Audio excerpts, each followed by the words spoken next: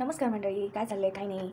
आज खूप दिवसानंतर एक नवीन व्हिडिओसोबत आली आहे. आज बनवणार आहोत आपण मठरी, ते पण गव्हाच्या पिठाची, मैद्याची नाही. कारण आपण जरा हेल्दी होऊया ना, त्याच्यामुळं मैदा न वापरता गव्हाचं पीठ. मी 1 वाटी गव्हाचं पीठ घेतलं आहे. आपली नॉर्मल वाटी आहे. त्यात मी किंचित 2 चमचे रवा आहे. जास्त रवा घेतल्यावर तेलकट होईल मटरी, त्याच्यामुळे जास्त नाही घ्यायचं. मी थोडंसं अजून ह्याच्यात गव्हाचं पीठ टाकणार आहे. मी 1 वाटी आधी गव्हाचं पीठ घेतलं होतं. आता मी त्यात अर्धी वाटी अजून गव्हाचं पीठ घेणार आहे. छानपैकी रवा आणि गव्हाच्या पिठाला असं मिक्स करून घ्या. आता त्यात आपण त्यातले इन्ग्रेडियंट्स टाकूया. सर्वात पहिले मीठ टाकते आहे मी. मीठ आता स्वादानुसार टाका. जेवढं तुमच्या घरात कमी खातात जास्त खातात त्यानुसार टाका. आता मोस्ट इम्पॉर्टंट ह्याच्यात टाकणार आहोत आपण. आता कसं आहे, थंडी वाढली आहे, मेथी आहे, सगळं स्वस्त झालेलं आहे. त्याच्यामुळं मेथीची आता कस्तुरी मेथी केली, वाळवली. त्याच मेथीचं म्हणजेच कस्तुरी मेथीचा वापर करणार आहे. आणि ती कस्तुरी मेथी आपण या पिठात टाकणार आहोत. कस्तुरी मेथीची चव खूप छान लागते. कोणत्याही गोष्टीची तुम्ही भाजीत टाका, भाजी शिजल्यानंतर किंवा असं ह्याच्यात टाका, खूप छान चव लागते. आता ह्याला पण असं मिक्स करून घ्या. आता यात टाकणार आहोत आपण जिरं, ओवा म्हणजेच अजवाईन. आता कोणाला कलर पाहिजे असतं, कोणाला नाही. मला रंगाचं एवढं काही नाही वाटत, चव चांगली पाहिजे.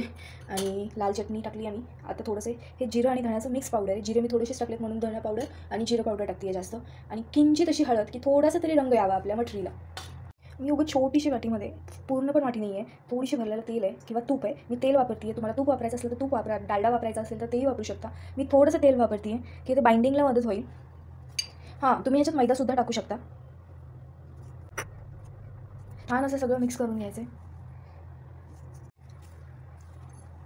सगळं छानपैकी मिक्स केल्यानंतर पिठाला आपल्याला आता छान असं मुंबायचं आहे, नीट करायचं आहे. मीठ मला थोडंसं मीठ कमी वाटतं म्हणून मी मीठ टाकते आहे त्यात. आणि किंचित अजून हळद टाकते कारण रंग यायला हवा.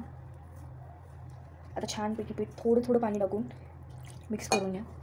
थोडंसं घट्टच पीठ तिंबा.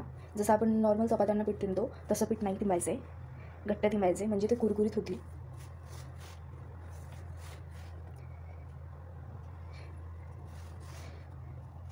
छान असं पीठ घट्ट तिंबून घ्या.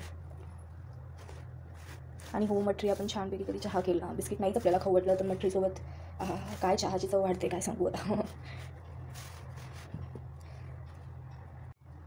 आणि एक अजून गोष्ट, जेव्हा तुम्ही रवा घ्याल ना त्यावेळेस जे मोठा रवा असतो ना त्याला न वापरता थोडासा बारीक रवा वापरा. आणि जर मोठाच घरी अवेलेबल असला तर मग थोडंसं काय करायचं, मिक्सरच्या भांड्यामध्ये टाकून उगा आपलं फिरवायला म्हणून फिरवलं असं ते बारीक करून घ्यायचं आणि ते टाकायचं. मोठ्या टाकायला काही प्रॉब्लेम नसतं, फक्त थोडंसं ते असं वेगळंच होतं, दाताखाली येतं, जे जास्तच ते असं खरबड होऊन जातं आणि ते खायला एवढं काही चांगलं नाही वाटत.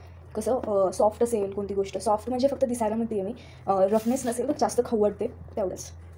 छानपैकी मी घट्ट असं पीठ तिंबून घेतलं आहे. आता ह्याच्या मठऱ्या बनवायला सुरू करूया. एक लाटी बनवून घ्या.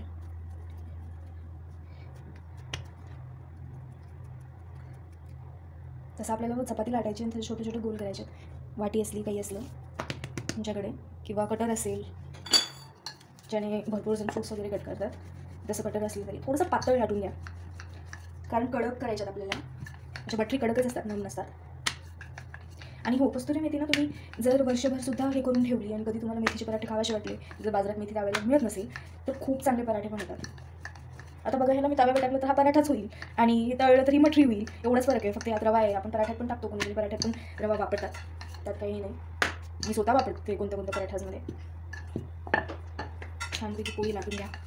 आता शेपकडे नका जाऊ की गोल नाही आहे, हे नाही, ते नाही आहे, प्रश्न तो नाही आहे. आता माझ्यापाशी छोटी वाटी नाही आहे म्हणून मी ग्लासनीच त्याला शेप करून घेते आहे. माझ्या वाट्यांची साईज माझ्या खूप मोठी आहे. हे बघा, छान असे गोल करून घ्या, ते काढून घ्या बाजूला. पुन्हा ह्याच्या ते करूया. आता हे जे तयार झाले ह्याला आपलं फोक घ्या आणि ह्याने असे होल्स करून घ्या की ज्याने मधात हवा नाही होणार, ते पुऱ्यांसारखं टम नाही फुगणार आणि हवा जर निघून गेली तर ते कुरून होणार आहे, कडक होणार आहे, जे की आपल्याला स्नॅकिंगसाठी यूजफुल होणार आहेत. तर वर दिसलं पाहिजे त्यासाठी नाही करतोय आपण, खाली पण हे होऊन जायला पाहिजे याच्यासाठी करतोय.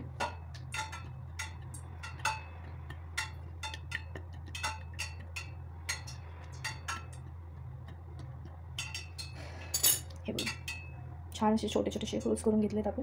आता ह्याला तेल आहे ते मी ठेवलं आहे गॅसवर, कमी आचेवर ठेवलं आहे कारण कमी ह्याच्यात तळायचं आहे. जर ते फास्ट ह्याच्यावर तळलं तर मधातून ते भाजलं नाही जाणार आहे आणि वरूनच ते करपट होईल आणि आपले फिसकतील. तेल तापलं आहे, आता टाकून बघूया. हे बघा, तापलं. हळूहळू आपण लाटलेला छोटे केलेला मटण त्यात टाकूया. तळायला गडबड करू नका, कारण आपण बनवतो नंतर तळायच्या वेळेस आपले पीस असतात, त्याच्यामुळे तळायला अजिबात गडबड करू नका. हळूहळू कमी आचेवर तळा, ते छानच होणार आहे.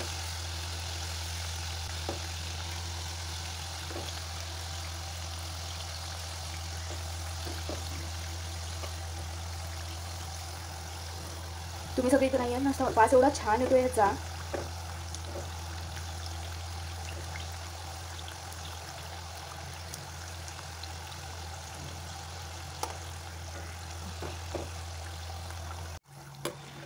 बघा कडक आणि खूप छान अशा तळल्या जात आहेत. आपण जी कस्तुरी मेथी टाकली ना त्याच्यामुळे एवढा छान वास येतो, एवढा छान वास येतो आणि चवीला पण ते खूप छान लागणार आहे. पण जेव्हा तुम्ही तेलातून काढायला लगेच खाऊ नका, देवाला नैवेद्य ठेवा आणि नंतरच खावा.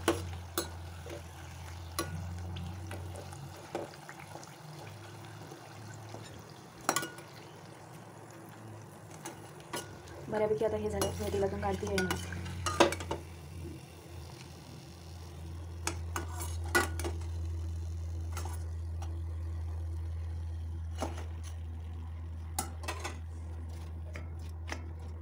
मी तुम्हाला ते कडक झाले की नाही ते पण दाखवणार आहे.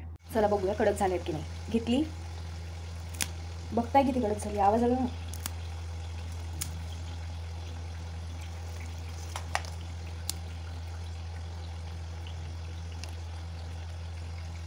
तुम्ही पण नक्की ट्राय करा आणि मला नक्कीच कळवा. आणि हो, जाता जाता माझ्या चॅनलला सबस्क्राईब करा आणि लाईक करा आणि शेअर पण करा.